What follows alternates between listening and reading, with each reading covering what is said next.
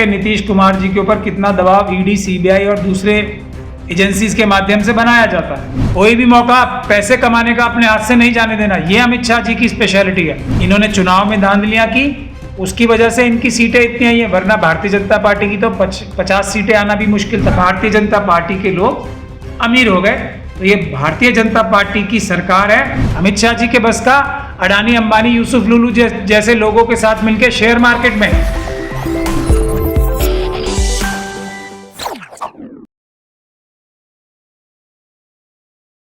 जिम्मेदार कौन है? बिल्कुल अमित शाह जी। होम मिनिस्टर कौन है? अमित शाह जी। वहां पे क्या किसी दूसरी पार्टी की सरकार है? नहीं, वहां तो केंद्रीय गवर्नर्स रूल है ना। वहां तो गवर्नर किसके कहने से चलता है, किसकी कंसल्टेशन से चलते हैं? अमित शाह जी, यानी कि होम मिनिस्ट्री के कहने से। तो फेलियर किसका है? हम लोग बुनियादी बात को नहीं समझ रहे हैं कि अमित शाह जी के बस की नहीं है। अमित शाह जी के बस का अडानी, अंबानी, यूसुफ लुलू जैसे लोगों के साथ मिलकर शेयर मार्केट में, जो चुनाव के दौरान और चुनाव से पहले और चुनाव के बाद भी जो बड़े बड़े घोटाले और घपले होते हैं, उसमें हाथ डाल के रखना है। कोई भी मौका पैसे कमाने का अपने हाथ से नहीं जाने देना, यह अमित शाह जी की स्पेशलिटी है।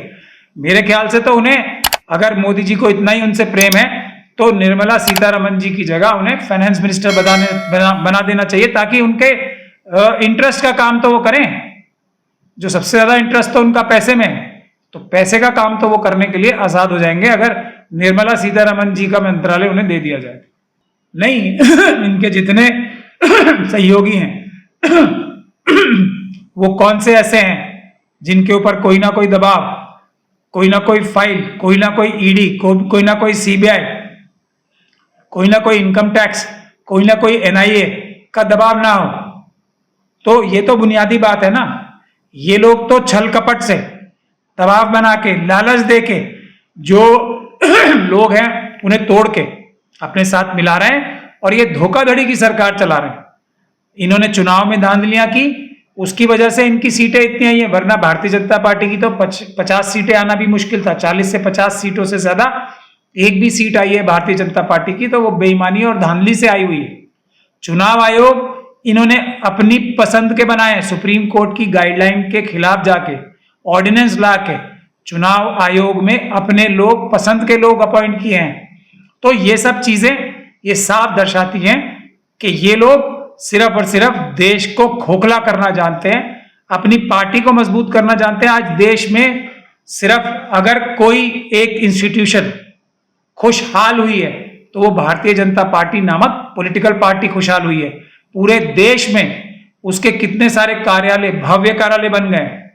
पूरे देश में जो बीजेपी के कार्यकर्ता हैं, वो कितने पहले कैसे थे 10 साल पहले, और आज कितने रईस बन गए वो बहुत सारे कार्यकर्ता। ये खुशहाली सिर्फ भारतीय जनता पार्टी के लोगों के पास आई है। पूरा देश जो है गरीब हो गया, भारतीय जनता पार्टी के लोग अमीर हो गए।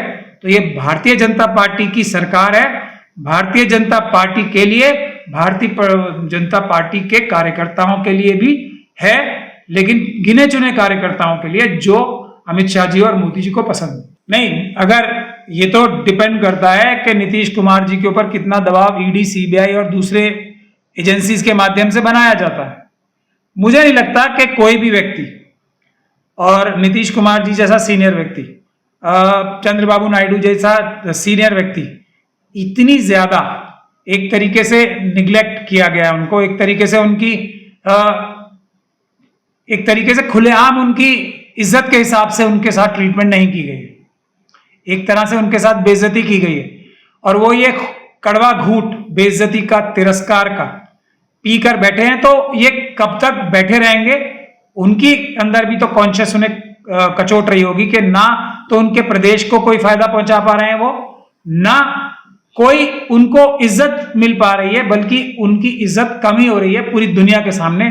तो ये कब तक ये बेइज्जती का दंश या ये बेइज्जती की चोट कब तक वो सहन करके इसको झेलते रहेंगे? ये भी एक बहुत अहम बात है जो देखने लायक रहेगी। मुझे नहीं लगता कोई भी व्यक्ति इतनी ज्यादा बेइज्जती बहुत ज्यादा टाइम के लिए बर्दाश्त कर सकता है। नहीं, देखिए, कोई भी किसी भी संप्रदाय का हो, धर्म का हो, जाति का हो, सबको उसकी संख्या के हिसाब से और उसके हक के हिसाब से न्याय मिलना चाहिए। यही भारत का संविधान है।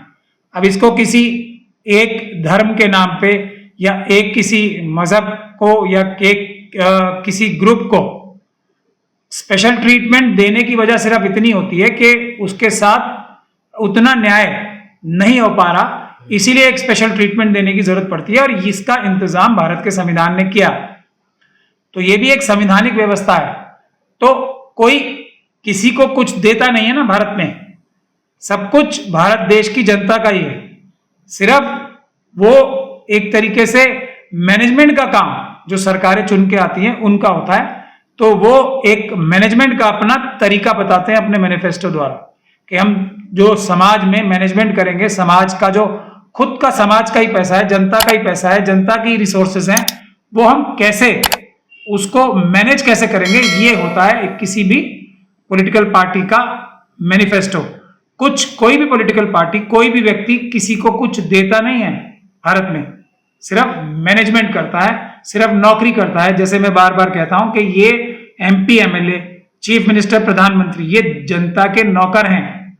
तो इनको नौकरी इस बात की देती है जनता कि आप हमारा काम जो है मैनेज ठीक से करो, हमारा पैसा मैनेज ठीक से करो, हमारे संसाधन ठीक से मैनेज करो। तो उसका एक तरीका बताते हैं नौकरी की अर्जी लगाते टाइम। मैनिफेस्टो जो होता है जनता के सामने जो नौकरी की अर्जी लगाई जाती है ना, रिक्वेस्ट लेटर होता है, वो होता है कि हम आपकी सेवा इस प्रकार से करेंगे। जनता उनसे संतुष्ट होती है तो उन्हें दूसरे पार्टी से ज्यादा वोट देती है और वो सरकार बना लेते हैं। लेकिन उनकी जिम्मेदारी यही रहती है कि जो उन्होंने अपनी एप्लीकेशन में यानी कि मैनिफेस्टो में लिखा है उसको पूरा करने की पूरी ताकत से कोशिश करें। वो क्या न्याय करेंगे? महत्वपूर्ण बात यह है कि क्रिमिनल केस चल रहे हैं तो वो एक बात है, जो क्रिमिनल प्रवृत्ति के हैं वो ज्यादा बात महत्वपूर्ण बात है। हो सकता है किसी कुछ लोगों के ऊपर झूठे केस भी हो, तो कोई अदालत उन्हें जब तक सजा नहीं दे देती तब तक उनको एक तरह से निष्पक्ष दृष्टि से देखा जा सकता है। लेकिन जो लोग क्रिमिनल प्रवृत्ति के हैं, जो भारत के संविधान के खिलाफ बोलने वाले लोगों के खिलाफ एक्शन नहीं लेते, उनको देखना बहुत जरूरी है। और उसमें मैं समझता हूं इस कैबिनेट में ज्यादातर लोग ऐसे हैं जिनके सामने जिनके खुद के पार्टी के कार्यकर्ताओं ने भारत के संविधान को जलाने की बात की, भारत के संविधान को खत्म करने की बात की, लेकिन इन्होंने कोई कार्रवाई नहीं की। इन कैबिनेट मिनिस्टर्स ने, खुद प्रधानमंत्री मोदी जी ने भी उनके खिलाफ कोई कार्रवाई नहीं की, अमित शाह जी ने कोई कार्रवाई नहीं की। ये महत्वपूर्ण बात है। ये हुई भारत के संविधान के खिलाफ प्रवृत्ति को बढ़ावा देने की बात। इसको मैं ज्यादा बड़ा अपराध मानता हूं।